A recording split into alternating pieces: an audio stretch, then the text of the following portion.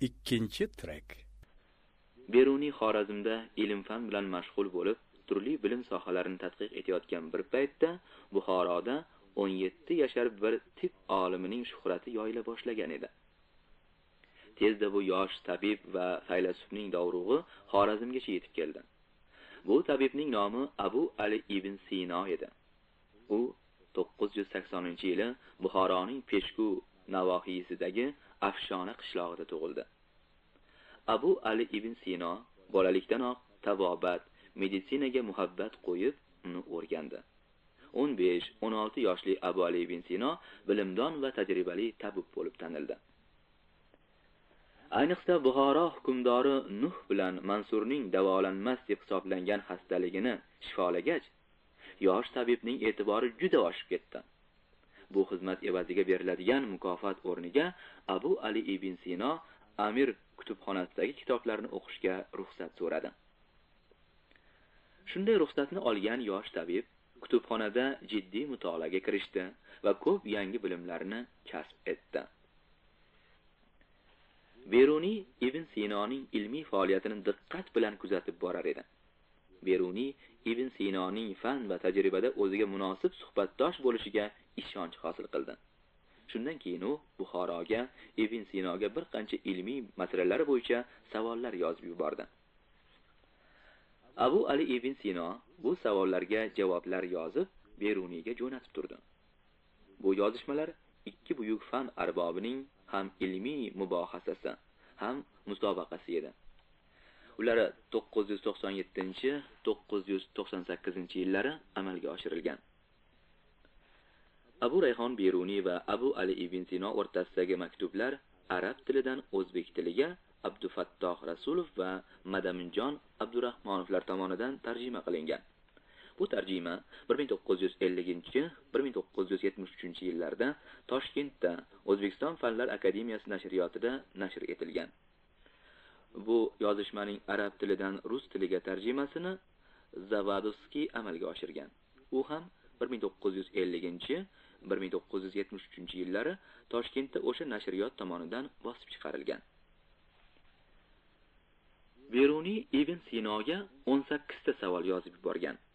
Ularning hammasi Aristotelning osmon haqida 10 savol va fizika 8 savol kitoblari yuzasidandir. Ibn Sinoning Beruniyga qaytargan javoblarini faqih, qonunshunos Masudi ko'chirib yozar va o'zining Beruniyga yozgan xatlarga qo'shib Xorazmga jo'natar edi. Beruniy va Ibn Sino yozishmalari o'rta asr sharqining bu ikki buyuk olim va mutafakkirlari o'rtasida ilmiy hamkorlikdan yorqin bir namunadir. Gurgon shahri. Kaspiy dengizining janubiy sohillariga yastangan so'lim bir o'lka bor. O'rta asrlarda uni Gurgoniya yoki Jurjoniya deb ataganlar. Bu mamlakatning poytaxti Gurgon shahri shu nom bilan atalgan daryo qirg'og'ida joylashgan. Gurgon shahri o'sha zamonda Eron zaminida tanilgan adabiy va ilmiy markazlardan biri edi. Gurgon podshohi Qobus ham tabiiy nazmga ega bir shaxs bo'lib, shoir va olimlar bilan tez-tez suhbat qurib turar edi. Gurgon podshohining qasri. Istirohat xonalaridan birida Qobus baxmal ko'rpachaga yonboshlab she'r tinglamoqda. She'rni g'oyat ehtirom va tavozi mavqeida turib shoir Abu Hayyon o'qimoqda. Shoirning yoqimli ovozi she'r nag'masiga singib ketgan. Har bir misrada Qobusning baland martabasi, urushlarda qozongan va qozonajak g'alabalari, buning sababi shohning boshiga porloq toli yulduzi nur sochib turgani. Iqbol qushi podshohning soyasi yangliq unga hamroh ekanligini kuylanadi. Podshohning davlat va shukuhi yana ortsin. Butun Eron zamin, balki borliq dunyo uning hukmiga bo'ysunsin. Podshoh Qobusning umri uzun, davlati tobat barqaror bo'lsin. Podshoh Qobus she'rga jim quloq soladi. Uning chehrasida na hayajon, na befarqlik ko'rinmaydi. Shoir she'rni o'qib tugatgach, yana bir bor quyuq ta'zim qildi va sal chekinib, poygakda tiz cho'kdi. Podshoh yonidagi nadimlardan biriga ishorat qildi. Nadim darhol yugurib chiqib, xayol o'tmay bir quticha keltirdi. Podshohning yana bir ishorasi bilan qutichani ochib, undagi zarxal naqshlar bilan bezalgan qalamdonni shoirga uzatdi. Qopqog'i qiya ochiq qalamdon ichida bir necha qamish qalam va siyohton bor edi. Shoirning madhiyasi uchun podshoh inomi shunday iborat. Shoir sovg'ani ta'zim bilan qabul qilib, podshoh huzuridan tashqariga chiqdi.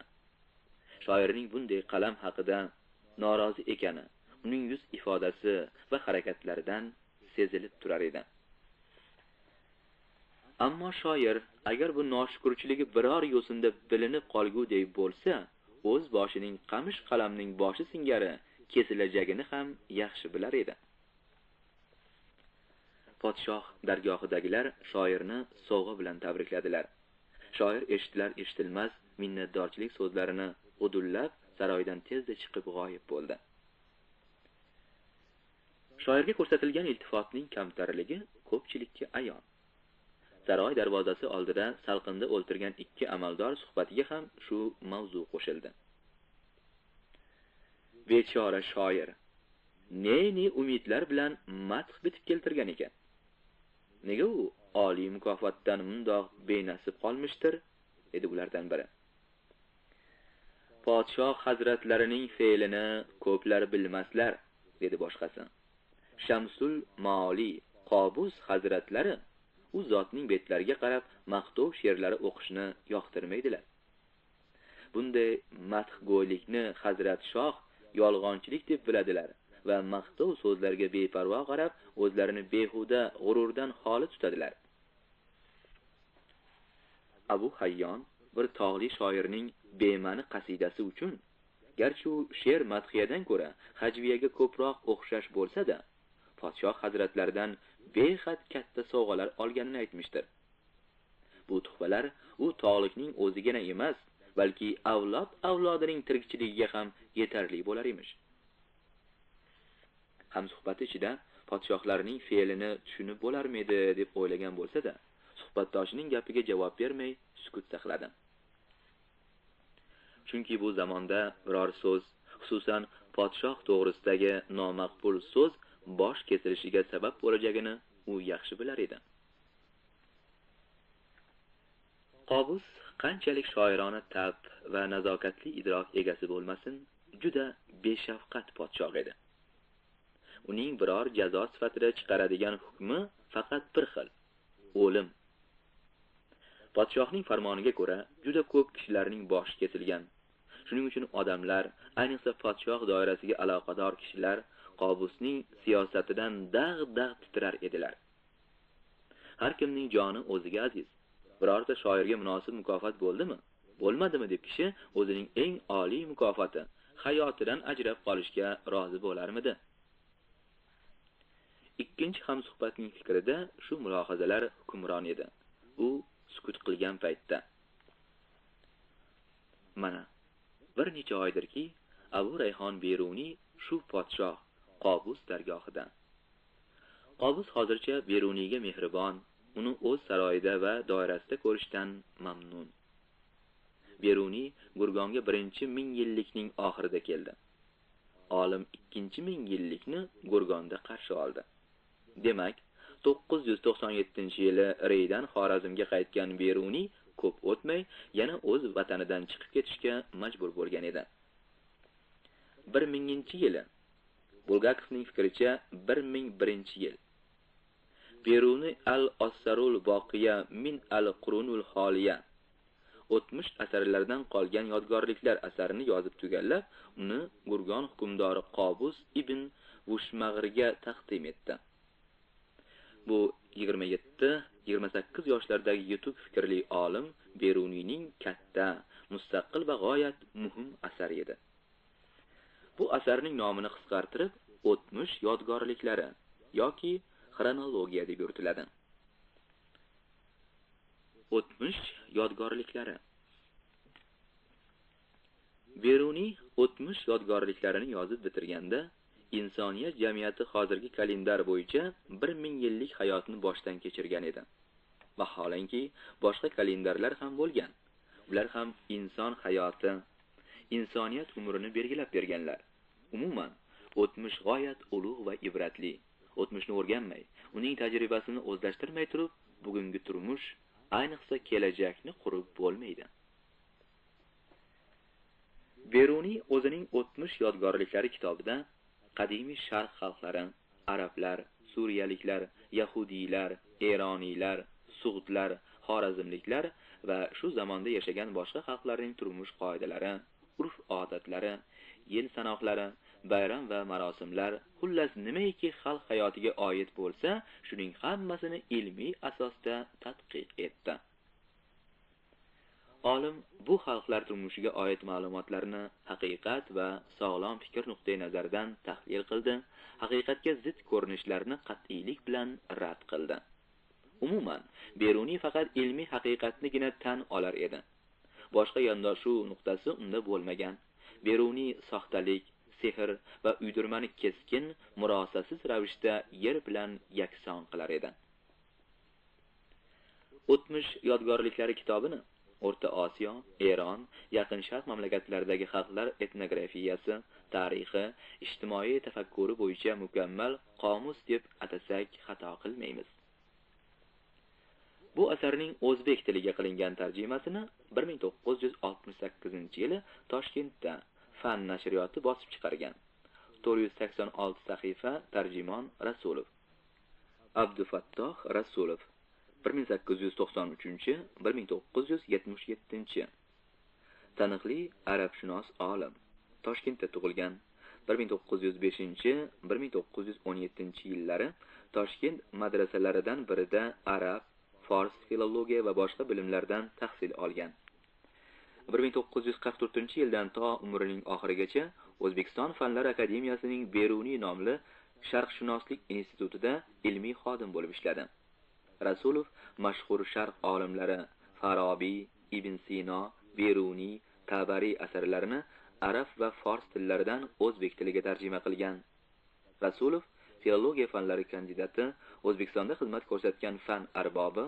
1969-yil Beruniy nomidagi O'zbekiston SSR davlat mukofotining laureati 1971-yilda edi. O'tmish yodgorliklarining rus tiliga qilingan tarjimasi Saliye tomonidan amalga oshirilgan. Bu tarjima Toshkentda Uzfa nashriyoti tomonidan 1957-yilda nashr etilgan. 487-sahifa.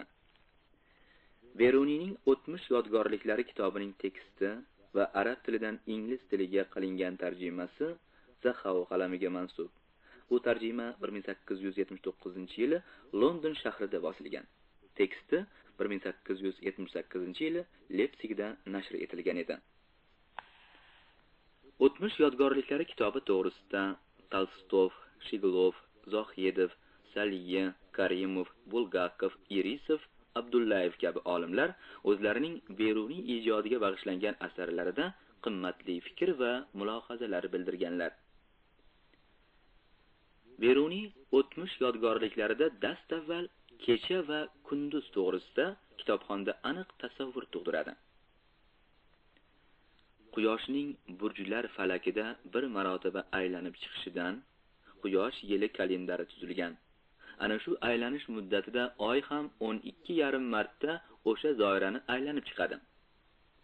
12 marta osmonda hilol, yangi oy paydo bo'ladi. Shundan qamariy oy kalendari vujudga kelgan. Quyosh yili 365 kun bo'ladi. Ortib qolgan chorak kunlar 4 yilda bir kun hosil qilgach, o'sha qo'shimcha kun 4-yilning kalendariga qo'shiladi. Bu yil kabesali, qo'shimchali yil deb ataladi. O'tmish yodgorliklarida eroniylar, sug'diylar, xorazmiylarning kalendarlari to'g'risida berilgan xabarlar juda qiziqarlidir. Ularning har birida oylar soni 12 ta. Har bir oy o'zining alohida nomiga ega. Eron kalendariga oid oylarning nomlari: Farvardin moh, Urdu Bixisht moh, Xurdodmoh, Tirmoh, Murdodmoh, Shahrivarmoh, Mehrmoh, Obonmoh, Ozarmoh, Daymoh, Bahamanmoh, Isfandarmazmoh. Har bir oy 30 kundan tashkil topadi. Har bir kunning ham o'z nomi bor. Bir yil 365 kun va chorak kundan iborat. Shuning uchun bu xalqlar biror oyga 5 kun qo'shadilar. Bu 5 kunning ham o'z nomi bor. G'arb mamlakatlarining xalqlari har bir oyni 30 kundan iborat hisoblaganlar. Qibla dalillari kitobining muallifi Abul Abbos Omuliyning yozganlariga asoslanib, Beruniy bu 12 oy nomlarini keltirgan. Ular bundaydir: Moya, Yuniya, Yuliya, Avgust, Satambar, Oktobar, November, Dahmbar, Yaniyir, Fabrayir, Marsa, Abrar. Rumliklar ham yilni 12 oy deb hisoblaganlar.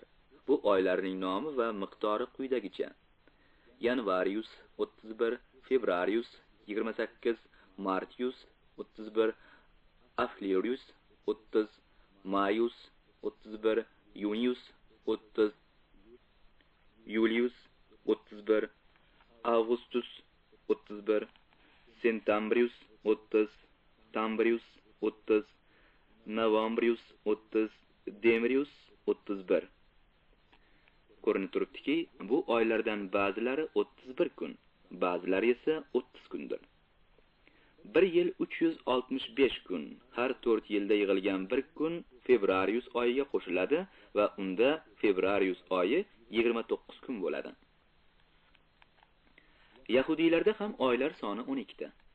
Ular bunday deb atalgan: Tishri 30, Marxishvon 29, Kislev 30, Tebet 29, Shifat 30, Ozar 29, Nisan 30, Iyar 29, Sevan 30, Tammuz 29, Ab 30, Elul 29. Ularning yili 354 kun bo'lib, bular oy yili kunlaridir. Ortiqcha kunlarni yig'ib bir oy bo'lganda yil oylariga qo'shadilar. O'sha qo'shimchali kabisali yilni Ibbur, homilador ayol deb ataydilar. Arablarda ham oylar 12 ta. Ularning otlari quyidagicha: Muharram, Safar, Rabiyal avval, Rabiyal oxir, Jumadul a'lo, Jumadul oxira, Rajab, Shabon, Ramazon, Shavvol, Zulqa'da, Zulhijja. Arablar har kunga ot qo'ymaydilar. Ammo ular har 3 kechaga bir ot beradilar. Masalan, oy avvalgidagi 3 kechani G'urar, qashqa deb ataydilar. Bu kechada oy otning peshonasidagi qashqa kabi bo'lib ko'rinadi. Keyingi 3 kecha Nufal yoki Shuf, oq-qora deb atalgan va hokazolar. Arablar haftalarni qo'llaganlar. Hafta kunlariga ot qo'yganlar. Oyning boshi hilol ko'ringan kundan boshlanadi. Turklar o'z kalendarlariga hayvonlar otlarini ishlatganlar. Ular quyidagilardir: Sichqon, ut, bars, tovushqon, luy, yilon, yunt, qo'y, pichin, tovuq, it, to'ng'iz. Beruniy o'zi bilgan kalendarlarning hammasini bir jadvalga solgan, ularni nisbatlab farqlarni ko'rsatgan. O'tmish yodgorliklarda tarixlar mohiyati va turli xalqlarda mavjud bo'lgan tarix tushunchasi to'g'risida muhim ma'lumotlar bor. Biror o'tib ketgan yilning avvalidan hisobga olinadigan ma'lum bir muddatga tarix deyiladi. Bu fursat biror katta voqea, biror ulug' shaxsning chiqishi, xarob qiluvchi to'fon, zilzila, vabo yoki qahatchilik tufayli yuz bergan falokat va hokazolar. Eroniylarda mohu ro'z, oy va kun hisobi bo'lgan. Shu ifodani mohu ro'z arabchalashtirib muarrah deganlar. Uning masdari qilib tarix chiqarilgan. Har bir xalqda tarix to'g'risidagi tushunchalar xilma-xildir. Ularni qiyoslab tadqiq etilsa, haqiqat va uydirmalarni farq etish mumkin. Beruniy o'z asarida bayon qilgan ana shu ixtilofli ma'lumotlarni keltirar ekan, har birining qanday dalillarga asoslanganini ko'rsatadi, bu dalillarni tahlil etadi, ulardagi noaniqliklarni ochadi. O'tmish yodgorliklari kitobida bir necha maxsus jadvallar bor. Beruniy bu jadvallarda turli xalqlarning e'tiqodiga ko'ra odam yashay boshlagan davr tarixi, ayrim hukmdorlarning hukmronlik yillari to'g'risidagi ma'lumotlarni keltiradi. Hukmdorlarning laqablarini aytadi. Ularning qilgan ishlari to'g'risida qisqacha xabar beradi. Eronliklar e'tiqodiga ko'ra birinchi inson Kayumars edi. Uning bir laqabi Girshoh, tog' podshohi, boshqa laqabi Gilshoh, balchiq shohidir. Ba'zilar Kayumarsning ma'nosi tirik, so'zlovchi, o'luvchi deydilar. 127-bet. Eronliklar tarixni Kayumarsdan Iskandarning Doro ustidan g'alaba qozonganigacha, o'sha davrdan Sasoniylar sulolasining birinchi shohi Ardashir Babak 226-241 yillardagi davrigacha, so'ngra u davrdan to islomgacha jami 3 davrga bo'ladilar. Beruniy Hamza Isfahoniyning xalqlarning o'tib va yo'q bo'lib ketgan ulug'larning tarixiy kitoblari degan asarida Eron shohlari xronologiyasini olgan. Hamza bu xronologiyani eronliklarning qadimiy muqaddas kitobi Avestodan olganini aytgan edi. O'sha ro'yxatda Kayumarsdan tortib to Doro ibn Dorogacha bo'lgan barcha Eron hukmdorlari ko'rsatilgan. Beruniy maxsus jadvalda turli mamlakat hukmdorlarining qanday atalganlarini xabar qiladi. Eron podshohlari Shahanshoh va Kisro deb, Rum podshohlari Basili ya'ni Qaysar, Iskandariya podshohlari Batlemus deb atalganlar. Hozir va O'g'iz turklari o'z podshohlarini Xonuta deganlar. Ulug' xorazmlik olim o'z yurtining tarixiga oid ma'lumotlarga ham ahamiyat berishi tabiiy edi. O'tmish yodgorliklaridan Xorazm tarixi to'g'risida quyidagi ma'lumotni o'qiymiz. Ular xorazmliklar Xorazmga odam joylasha boshlaganidan tarix olar edilar. Iskandardan 980 yil ilgari edi. 71-bet. Beruniy Xorazm xalqining qadimiy madaniyati islom istilochilari tomonidan yo'q qilingani to'g'risida ma'lumot beradi. Xorazm islom lashkari tomonidan 2 martaba bosib olindi. Ikkinchi bor Xorazmni egallagan lashkarboshi Qutayba ibn Muslim tarixni musulmonlar rasmiga muvofiq hijriy hisobiga o'tkazdi. Qutaybaning Xorazm madaniyati yodgorliklari va arboblarini qanday yovuzlik bilan yo'q qilganligi to'g'risida Beruniy bunday deb yozadi. Qutayba Xorazm xatini yaxshi biladigan, ularning xabar va rivoyatlarini o'rgangan va bilimini boshqalarga o'rgatadigan kishilarni halok etib, butkul yo'q qilib yuborgan edi. Shuning uchun u xabar va rivoyatlar islom davridan keyin haqiqatni bilib bo'lmaydigan darajada yashirin qoldi. 72-84-betlar. Beruniyning Xorazm haqidagi fikrlari bilan mufassal tanishmoq uchun qarang. Norqulov, Beruniy va Xorazm, Fan 1973-yil. Beruniy ayrim tarixiy voqealar to'g'risida so'zlar ekan, ibrotomuz xulosalar qiladi. Masalan, arablarning eronliklardan oldin islomni qabul qilganliklari bilan faxrlanishlari to'g'risida gapirganda, Beruniy chinakam faxr va iftixor nimadan bo'lishi kerakligi to'g'risida bunday deb yozadi. Faxrlanish haqiqatda yaxshi xulqlar va oliy fe'llarda oldin ketish, ilm va hikmatni egallash va imkoniyat boricha mavjud nopokliklardan tozalanish. 151-betda ko'rinish kerak. Demak, istilo va ta'assub, zo'ravonlik va buzg'unchilik bilan emas, balki ezgulik, ilm-fan, insoniy kamolot uchun xizmat qilish bilan iftixor qilish